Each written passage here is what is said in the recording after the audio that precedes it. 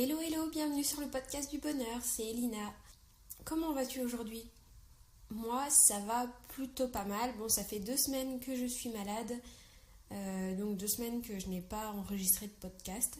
Donc je vais sûrement parler du nez aujourd'hui, mais c'est pas grave, hein. Tant que je suis là en train de te parler, c'est le plus important, non ? Il y a une chose qui me trotte dans la tête depuis un petit moment. On m'a posé la question, à vrai dire, quand j'ai fait une interview il y a quelques semaines. On m'a demandé si je pensais que le développement personnel allait s'arrêter un jour.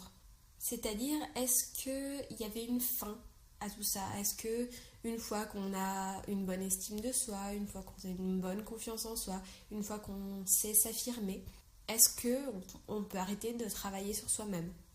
Ma réponse a été non. Je ne pense pas qu'on puisse s'arrêter un jour. Enfin, c'est pas que je pense pas, c'est que je n'espère pas qu'on s'arrête un jour. Parce que c'est tellement génial d'apprendre sur soi tout le temps. On apprend toujours plus.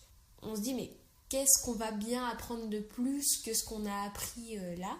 Ouais, tu peux te demander ça sûrement. Mais en fait, il y a toujours une nouvelle chose à apprendre. Par exemple, je m'ouvre à la spiritualité en ce moment. J'ai un peu fait le tour de toutes les questions de base en développement personnel.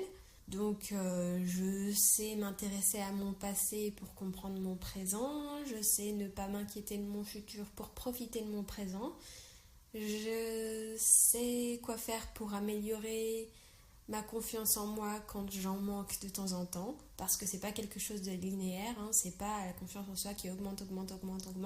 Non, il y a parfois des retours en arrière où on se sent vraiment trop mal, on n'est pas bien dans ses chaussettes du tout, mais je connais les astuces maintenant pour aller mieux plus rapidement et pour ne pas que ça me plombe. Donc je sais toutes ces choses-là. Alors je m'intéresse maintenant à d'autres choses parce que j'adore apprendre tout le temps. Et c'est d'autres choses qui vont me permettre d'évoluer encore personnellement et de m'améliorer. Donc je te parlais de spiritualité, t'inquiète pas, je suis pas une fofolle qui croit en des choses impossibles. Quoique, pourquoi pas, c'est en train de se développer, hein. Par exemple, j'ai commencé à m'y intéresser il y a déjà 1 an et demi au chamanisme. Il y a même plus d'1 an et demi, hein, je crois. Je sais pas pourquoi. J'ai été intriguée par le monde du chamanisme. J'ai trouvé 2 bouquins sur le sujet qui étaient géniaux. Et donc il y en a un, c'était le psychologue et le chaman, je crois, un truc comme ça. Et c'était parfait parce que je m'intéresse à la psychologie depuis toujours. D'ailleurs, le développement personnel, pour moi, c'est un peu de la psychologie. C'est juste que c'est de la psychologie... un peu comme si on te faisait... C'est de la psychologie pour les nuls, quoi. Un peu comme tous ces livres, l'informatique pour les nuls, l'histoire pour les nuls... la culture générale pour les nuls. Donc je parle de ça parce que je suis bonne en informatique, mais en histoire et en culture générale, je suis une daube. Donc voilà. Mais bon, t'as plein de livres comme ça pour les nuls. Et je trouve que le développement personnel, c'est un peu la psychologie pour les nuls. Bref, j'en étais où ? Je viens de me faire déranger par une entreprise qui te démarche pour une mutuelle. Oui, ils veulent faire le point sur ta complémentaire santé. Du coup, ça m'a coupé en plein podcast. Qu'est-ce que j'étais en train de dire ? Oui, donc je disais que je m'intéressais au chamanisme. Donc par exemple, notamment avec l'animal totem. Je sais pas si tu as déjà vu sur mon blog, mais j'ai fait un article sur lequel je te donne un petit exercice rigolo pour découvrir ton animal totem. Un exercice qui se fait en 3 minutes top chrono, justement avec un chronomètre.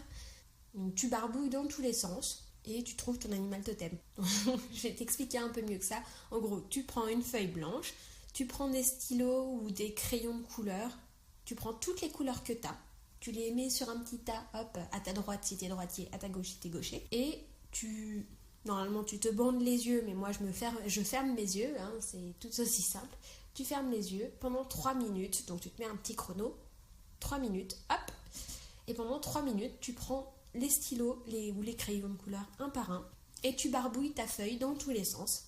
Donc moi je fais ça, mes stylos ils passent de la droite à la gauche, donc j'ai une dizaine de crayons de couleur, hop, ils passent de la droite à la gauche. Et quand je me rends compte que les 3 minutes ne sont pas terminées, je reprends mes stylos par la gauche et hop, Je continue de barbouiller, je barbouille encore et encore et encore.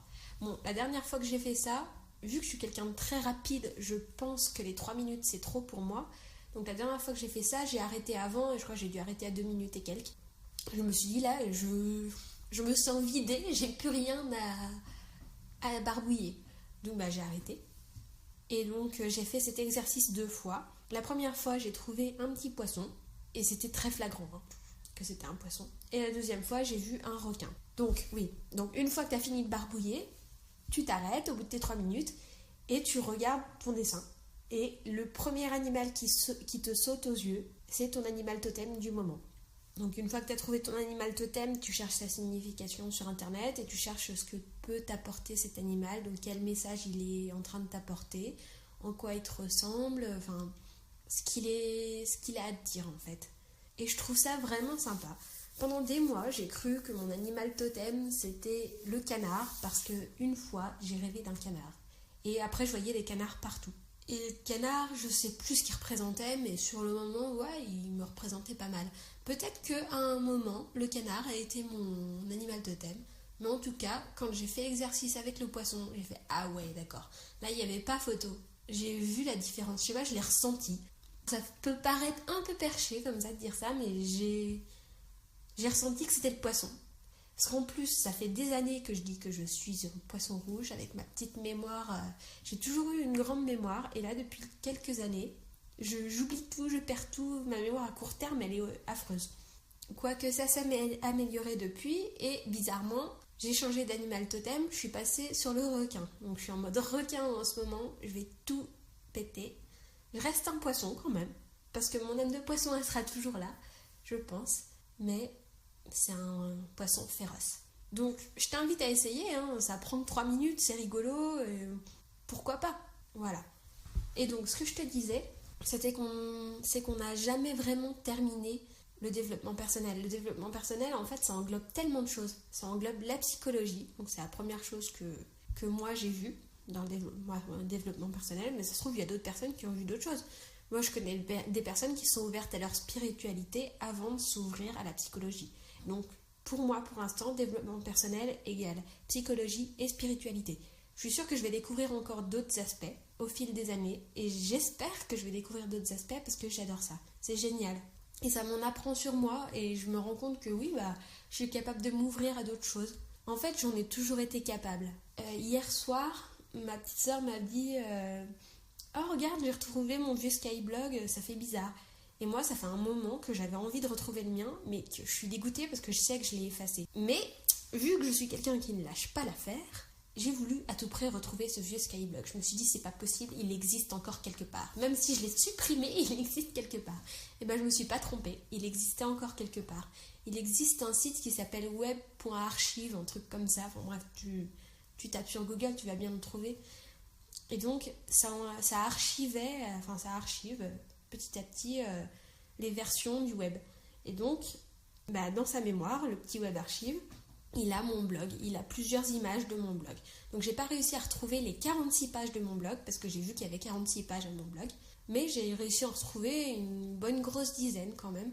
Et c'est là que je me suis rendu compte qu'en fait, j'ai toujours été ouverte à la spiritualité et au développement personnel, mais je ne le savais pas, ou je l'ai su à l'époque, quand j'avais 16 ans et que j'écrivais mon blog, je l'ai su.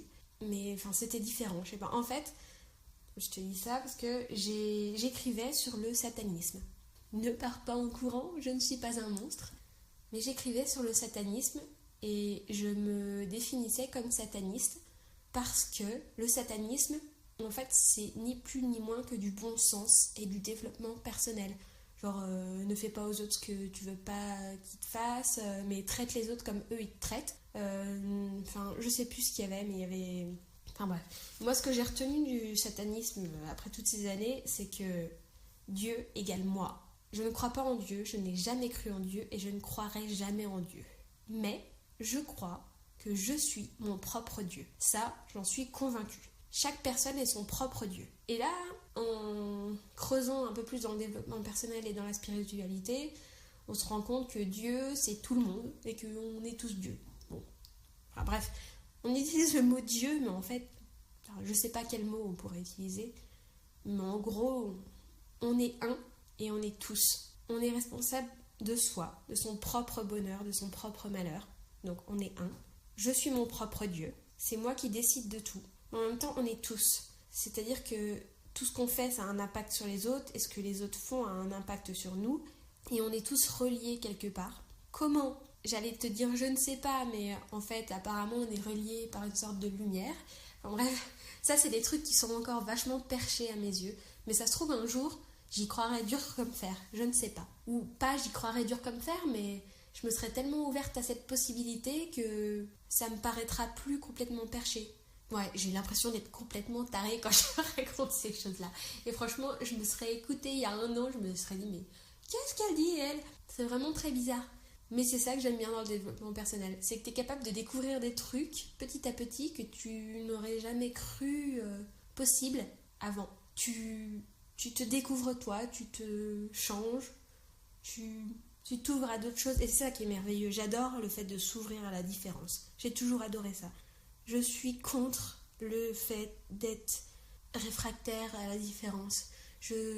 Ça me fait du mal de voir que les gens ont tellement peur de la différence. Alors moi, en disant que ce que je dis c'est perché, etc., c'est quelque part le fait d'être un petit peu fermé en moi à la différence. Je suis fermée à la spiritualité, je suis fermée à l'idée qu'il y a un truc comme ça qu'on ne m'a pas appris qui régisse tout. Je suis fermée à ces choses-là, de base.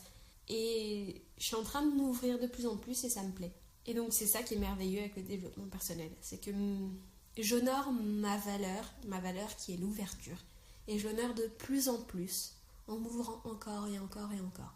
Alors si toi ta valeur c'est la fermeture, je sais pas ce que tu vas faire. Je crois pas que ce soit une valeur la fermeture. C'est plutôt une réaction. Ou alors, non, peut-être que ta valeur c'est la fermeture parce qu'en fait toi t'as toujours été trop ouvert. T'es une personne qui est trop ouverte. Tu t'as toujours cru en trop de choses et t'aimerais bien te refermer un peu sur toi. Donc plus ça va aller, plus tu vas te refermer sur toi et plus ça ira, plus t'apprendras de choses, plus t'iras au fond de toi. Alors peut-être que du coup tu vas t'ouvrir à la science pour aller voir ce qu'il y a vraiment au fond de ton cerveau, scientifiquement parlant, plutôt que de t'ouvrir à plein d'autres explications moins scientifiques. Enfin bref, ça part un peu en live ce que je dis là, mais c'est le but des podcasts. En bref, je pense sincèrement qu'il n'y a pas de fin au développement personnel et je trouve ça fantastique. Alors j'aimerais bien que tu viennes me dire toi ce que t'en penses. Tu peux me contacter où tu veux. Il y a Instagram, mon compte c'est Happy Elina. Il y a Twitter, je pense pas qu'il y ait 1 milliard d'Elina, tu me trouveras. Sinon, il y a Facebook, ma page Happy Elina. Viens me parler là. Viens sur mon site happyelina.com. Tu peux m'envoyer un mail via le formulaire de contact. Viens sur mon blog j'admirelavie.com. En fait, il y a tellement de façons de me contacter. J'aimerais beaucoup qu'on discute, qu'on ait une conversation. Je te répondrai avec plaisir, on pourra avoir des conversations de ouf. J'adore correspondre avec les gens. Donc si on s'envoie une lettre de 10 pages, je vais pas te répondre du jour au lendemain. Mais dans le mois, tu sais que tu vas avoir une réponse de ma page qui fera 10 pages aussi. Parce que j'adore ça. Et donc si on pouvait parler de ce sujet-là, ce serait parfait. Dis-moi ce que tu penses du développement personnel et est-ce que tu penses que ça va s'arrêter un jour ? Qu'est-ce que tu penses aussi de la spiritualité ? Quelle est ta valeur phare à toi ? Enfin bref, parle-moi de tout ça, ça m'intéresse. Et sinon, si tu ne fais que découvrir le développement personnel actuellement ou si tu ne fais que t'intéresser actuellement à la partie psychologie du développement personnel, eh bien, sache que j'ai sorti un programme qui t'aide à améliorer ton estime de soi, de toi. Il y a ma chienne juste à côté, Abby, qui vient de rôter. Je sais pas si ça s'entendra, mais c'est rigolo. Du coup, ça m'a un peu perturbée. Mais sache en tout cas, voilà, que j'ai sorti un premier programme qui t'aide à améliorer ton estime de toi. Toutes les personnes qui l'ont commencé, parce que c'est pas encore fini, parce qu'il vient de sortir. Donc toutes les personnes qui l'ont commencé sont venues me remercier. Ça leur a ouvert les yeux sur plein de choses et ça leur a fait découvrir plein de choses sur elles-mêmes. Donc je suis vraiment très fière de ce programme et très contente de pouvoir te le proposer. Donc va vite faire un tour sur le site happyelina.com dans la section programme. Tu verras ce programme-là. Allez, je te laisse. J'espère vraiment que tu vas m'écrire. Je sais pas pourquoi j'ai trop envie d'écrire à plein de monde en ce moment. Donc j'espère que tu vas m'écrire et que tu vas me raconter un petit peu ta vie. Ça me ferait beaucoup plaisir. Allez, je te souhaite une bonne journée et à très vite sur le podcast du bonheur. Bisous bisous.